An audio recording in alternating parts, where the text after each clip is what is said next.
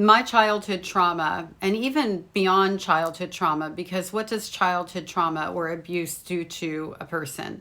When you grow up with parents or a parent or in a family system, I come from a narcissistic family system. My mother's a sociopath and a narcissist. When a child grows up in that environment, that child is pre-groomed for other abusers. So I'm going to say that the trauma that I went through is far beyond that childhood trauma, right?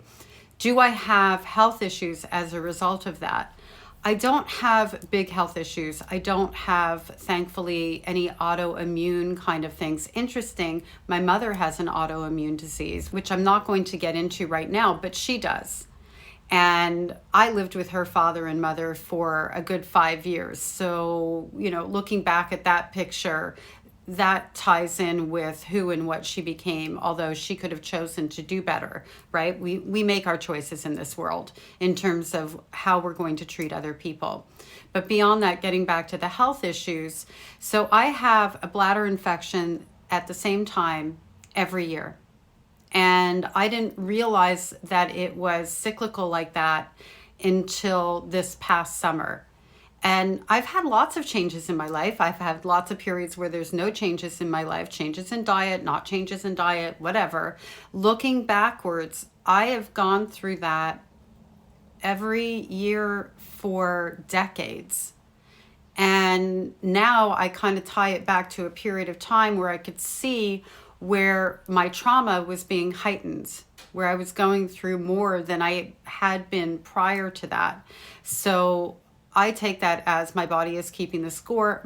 The trauma lives in my body, and that's a symptom of it and something that I need to process through. So I'll be really interested to see if June of next year I have the same health problem. Beyond that, I've had miscarriages. I've had other female health issues that I know are a result of my trauma, particularly because of the fact that I was sexually abused. In childhood, I suffered with shortness of breath, like can't catch my breath constantly. And somebody might say, oh, those were panic attacks or something like that. I would agree with that. I would say that's a form of anxiety coming out. And to this day, if I'm triggered by something or if I'm particularly stressed in any way, when I go to sleep at night, that's when I know where it's hit me because I can't catch my breath. And sometimes it's a bigger struggle than not, and I have to kind of, touch base with myself and figure out how to breathe through that and catch my breath. And I'm sharing this part of it, realizing this is not an autoimmune issue or anything like that, but rather realizing that I know other trauma survivors have that same experience.